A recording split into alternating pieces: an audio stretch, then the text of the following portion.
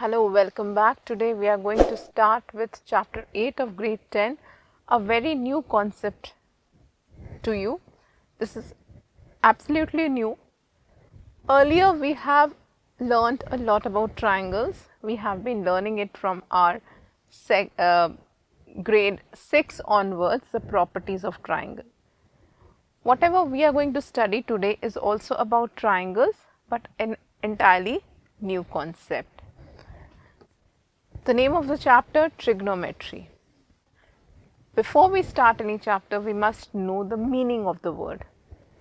So, when I am talking about trigonometry, trigonometry is derived from two words, trigno meaning triangle and metry means measure. So, when we are talking about trigonometry, it is all about the measures related to a triangle. But you may be wondering that we have already learnt about a triangle, that it has 6 parts in all, 3 sides and 3 angles. We know how to calculate the missing angle of a triangle using the angle sum property. We also know that for a right triangle, if 2 sides are given, we can find out the third side using the Pythagoras theorem. But what's new in this chapter that we'll be learning? In this chapter, we will be learning that given any one side and one angle, we can calculate the other side of the triangle, very interesting. And also given any two sides, we can calculate the acute angle of the triangle. We will be studying trigonometry in context of a right triangle. Although trigonometry can be applied to a non-right triangle also, to acute and obtuse angle triangle also, but here we are restricting our studies to a right triangle. So, it is all about the measure of things possible in a triangle, that is all angles and all sides. Now, as I told you, we will be restricting our study to a right triangle with an acute angle theta. In a right triangle, we know we have one right angle and the remaining two angles are acute. So, we denote one of the acute angles as theta, and this will be my angle of reference. We will talk about it later. So, this is the type of triangle we will be dealing with. Now, given a right triangle, suppose how is a right triangle useful in our day-to-day life? Why do we need to study right triangle more? Suppose we have a tree standing upright on a ground, and to calculate the height of the tree, which is practically a little impossible if we did not know trigonometry, if I know the distance of a person standing, suppose I am standing here at a distance of 100 meters from the tree and I lift my face upward to look at the top of the tree, if I know the angle by which I am lifting my face, this angle, acute angle theta, which is also known as the angle of elevation because I am lifting my face upward to look at the tree, and the distance is known, we can calculate the height of the given tree. So, this is actually the practical application of trigonometry, that we can measure in any scenario. If it is related to a right triangle, a building standing upright or a tree standing upright, or even the distance of a ship from a lighthouse. As we discussed, trigonometry means the triangular measures, everything related to triangular measure, and as I told you, we will be dealing or restricting our studies to right triangle only as in your CBSE syllabus, although we can study about all these in trigonometry. Next, starting with a right triangle, let us first study the parts of a right triangle. In a right triangle, the side opposite to the right angle,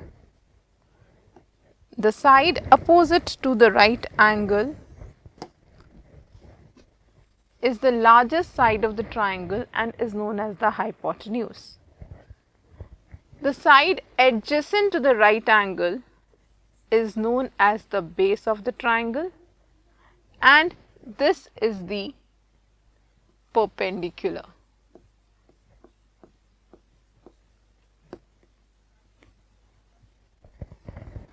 So, we must know about the parts of the triangle. So, adjacent and opposite. The side opposite to the acute angle is the perpendicular. The side adjacent to the acute angle is the adjacent side, and the side opposite to the right angle is the hypotenuse, which is the largest side. Now, given a right triangle with opposite and adjacent sides, we have, as you can see, the first function that popped up is sine function. What is this sine function? Given a right triangle, we will be studying different functions or different trigonometric ratios. What are these ratios? These ratios are fixed ratios between any two sides of a right triangle, which will help us to find out the missing acute angle or the missing side of the triangle. So, each function for a given angle, for example, if I denote the acute angle by theta, then sine of this acute angle is a fixed ratio between any two sides of the triangle. So, sine theta is denoted by or is given by opposite upon hypotenuse. So, if I take the ratio between the opposite and the hypotenuse of a given triangle, I will get the measure. It will help me to get the measure of sine of that angle, and from sine of the angle there is a method followed which will help me to evaluate the value of theta. Next is cosine function. We write it as a ratio between adjacent upon hypotenuse. The third is the tangent function, not similar to the tangent of a circle, given by opposite upon adjacent. Now, the problem is memorizing all these three ratios. There is a very simple way of memorizing all these three ratios, and what is the method?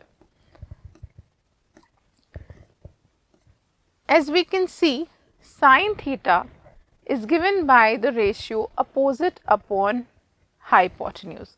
So, if we take the first letter of each word, SOH, so it gives me a shortcut. So, if I take cos theta and each letter of the first letter of the word CAH, similarly for tan theta, if I take T, O and A, it will give me TO.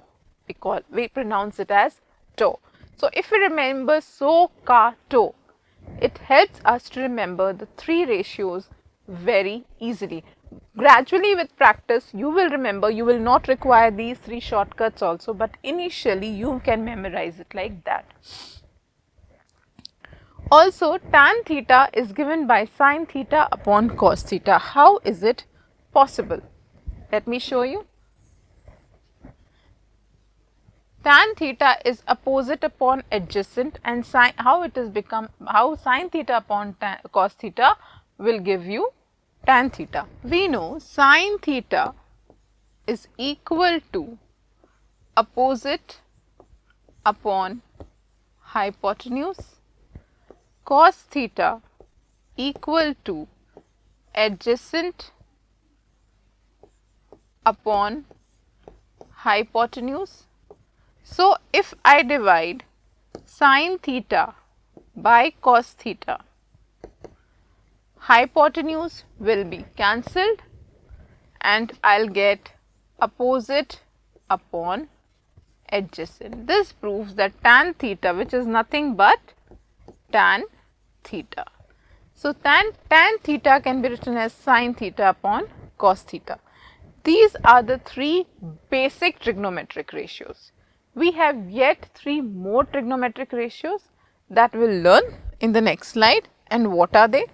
They are nothing but the reciprocal of these ratios. Before we move on to the other trigonometric ratios, let us see a small example. How do we remember these three ratios? So, ka, to.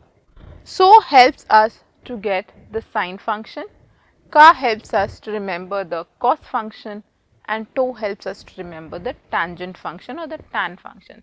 So let us repeat. So means sine equal to opposite upon hypotenuse, ka sine theta equal to opposite upon hypotenuse, ka cos theta is equal to adjacent upon hypotenuse, and to tan theta is equal to opposite upon adjacent. Now, given this example, if I have to find sine theta, I told you this is the angle of reference. This is angle of reference means with this angle as the reference point, we have to decide that which side is adjacent or which is opposite. The side will be decided with, if theta is this angle, if I name this triangle as A, B, C, and theta is the angle of elevation or the reference angle, then with respect to theta, the side opposite to it is 3. With reference to theta, the side adjacent is 4. How does this theta matter in deciding the adjacent and the opposite? Suppose I change angle theta from here to here.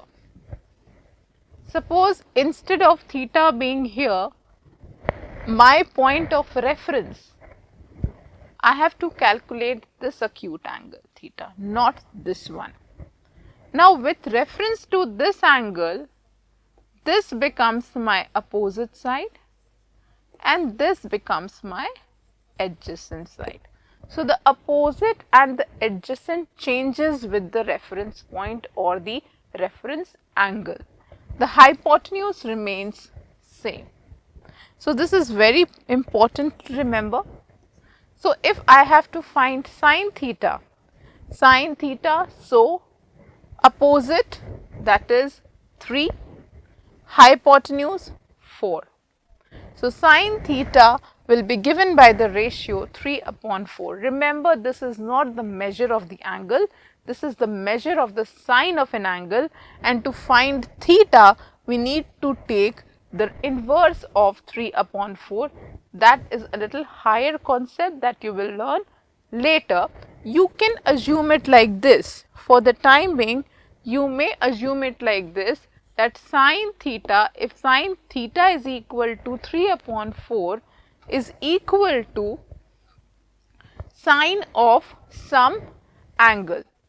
Sine theta is equal to 3 upon 4 means sine of some angle theta will give you 3 upon 4, and that angle we will calculate from the table, from the trigonometric table, where all the values of angles from 0 to 180 degree is given.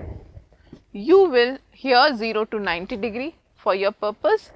All the values from 0 to 90 degree, multiples of 15 degree are given to you, and from that table we have to locate that which value of theta will give you 3 upon 4. From there we calculate the angle.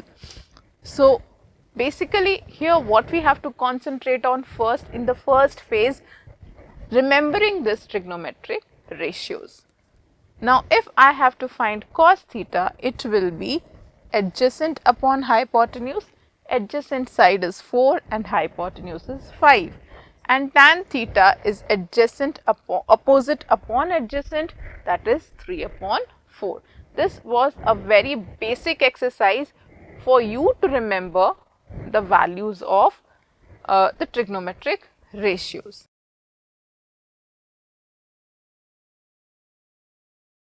Now, I told you, apart from these, we have 3 other trigonometric ratios, and how do we remember that? Super hexagon. Here on the screen you can see a hexagon, and if we start the hexagon from the extreme left hand corner, top left hand corner, and move in this way in the clockwise direction, after sine let us put cos, then sine and cos and tan here. Let us start from here, tan, sine, cos. These are the 3 ratios that we have already learned. Just opposite to sine, we will write cosec. Cosec is nothing but 1 upon sine. So, in this hexagon, we write the reciprocal of each ratio opposite to it. Opposite to cos, we will write sec, which is nothing but reciprocal of cos. And opposite to tan, we will write cot, which is nothing but 1 upon tan. There are other important, interesting properties about this super hexagon. How does it help us? If you remember where to place tan, sine and cos, you will remember every relation between these 6, almost all relationship. Tan is equal to sine upon cos. Also, inverse sine upon cos, inverse of the reciprocal of each function is written opposite to it. Let us see what more we can learn from here. All C's on the right. So, on the right we will write all C's, cos, cot, cosec. Now, if I move clockwise and anti-clockwise along this hexagon, let us see what happens. Moving clockwise, tan is equal to sine upon cos. Sine theta is equal to cos upon cot. Let me check it. Cos theta is equal to cot upon cosec. Sine theta is equal to cos upon cot. So, let us see whether it is correct or not. Cos theta upon cot theta. Cot theta is nothing but 1 upon tan theta, just the reciprocal of tan theta. So, if tan theta is opposite upon adjacent, cot theta will be adjacent upon opposite, and cos theta is